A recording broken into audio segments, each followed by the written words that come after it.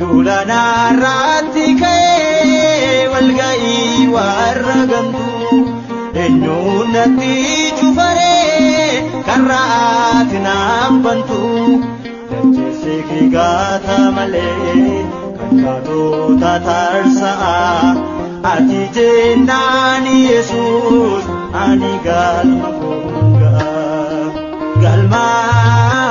koo galgala iddoo. Walaloo afuuraa maqaa Abbaa kan Ilmaa kan Hafuura Qulqulluu sadan Waaqa tokko ameen. Maqaa Abbaa kan Ilmaa kan Hafuura Qulqulluu sadan Waaqa tokko ameen. Maqaa Abbaa kan Ilmaa kan Hafuura Qulqulluu sadan Waaqa tokkotti ni amanna ameen. Nagaa baraarri jaalalli Kiristoos isiniif haa baay'atu. Maatii Waaqayyoo akkam jirtu nagaa keessanii nagaa kootii galata Waaqayyoo akkasuma obboloota hordoftoota chaanaalii laliitu nagaa Waaqayyoo bakka isin jirtan hundumatti isiniif haa baay'atu jecha akkam jirtu nagaa keessanii nagaa kootii galata Waaqayyoo. Hundumti keessan baga ayyaana Dabre Taaborii yookaan Tulluu Taaborii ayyaana gooftaa keenya fayyisaa keenya qoricha keenya Iyesuus Kiristoos nagaadhaan geessanii ameen. Baga walumaan geenye galanni Waaqayyoof haa ta'u. Har'ammoo walaloodhaan dhufeen jira. Walaloon kunis mata dureen isaa Tulluu Haddataatii mata duree jedhudha. Tulluu Haddataatii mata duree jedhudha. Ati masicha ilma Waaqayyoo jiraataati. Maatiyos boqonnaa 16 lakkoofsa 16. Waaqayyo hunduma keenya nu haa gargaaru. Ati masicha ilma Waaqayyoo jiraataati. Hunduu situ baate qabdee barruu keetti isa abdachiifame ni dhufa jedhame kan uumamni marti harka keen uumame. Kan uumamni marti harka keen uumame. Ati Waaqa dhugaa kan addunyaan tolche kan hunda harka isaan miidhagsee bareeche. Ati immaa qorichaa fayyisaa Addaami ilma Waaqa Abbaa kan durbee Maariyaami. Ilma Waaqa Abbaa kan durbee Maariyaami. Kan Waaqa jiraataa warri keen lakkaa'amu umtuu wanti kamuu siin hin dorgomu.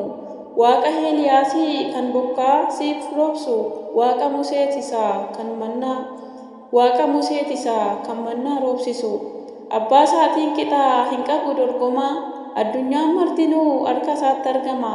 Ergamoota hunduu isatu ergata. Ilma abbaatinni kan Waaqa jiraata. Ilma abbaatinni kan Waaqa jiraata. Kan abdiidhaan eegan Isaayyaas tunfaanii hangafa nageenyaa gooftaan siin jechuuni. Daani'el raajichi waa'ee kee dubbatee dhagaan harka namaa malee kontooffatee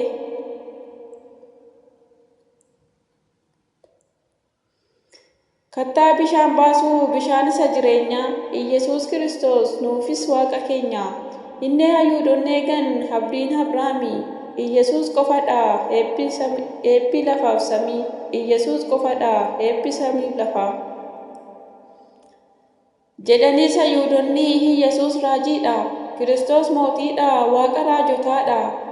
Kan uume Ermiyaasiin kan dursee filate isadha uumaanii hunda isaa kan jabeesse. Isadha uumaanii hunda kan jabeesse. Hojjechuuf gaarummaa biyya lafaa dhufe malee akka namaa inni yoom kufe hafe. Mootii moototaati Yaaqoob irratti jiraataadha inni bara hamma baraatti. Jiraataadha inni bara hamma baraatti. Namoonni maal naan jedhu jedhee kan gaafate mootii moototaati kan hundumaa bite. Mirga abbaa isaa taa'ee Isxifaanos argee jaalala isaa hubadhaa du'a nurraa diige. Jaalala isaa hubadhaa du'a nurraa diige.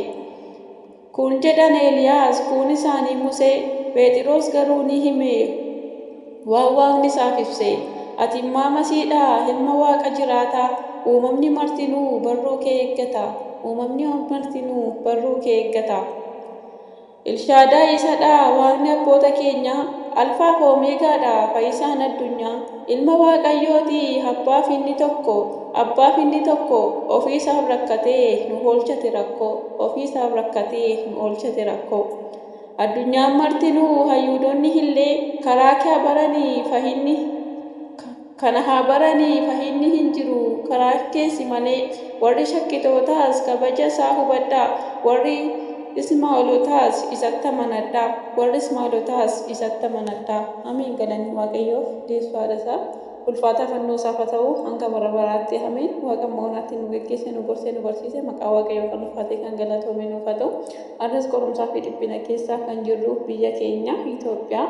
Ifa isaa hundumaa nuuf ibsee dubbii isaa hundumaa iccitii isaa hundumaa ifa nu godhee nu gorsuun nu barsiisuun amma dhumaatti cimsee nu dhaabuun fedhaaf jaalala Waaqayyoo nuuf haa ta'u. Galanni Waaqayyoof deessuu haadha isaa ulfaataa fannoo isaaf haa ta'u hanga bara baraatti amiin eebbifama. Ayyaana gaarii.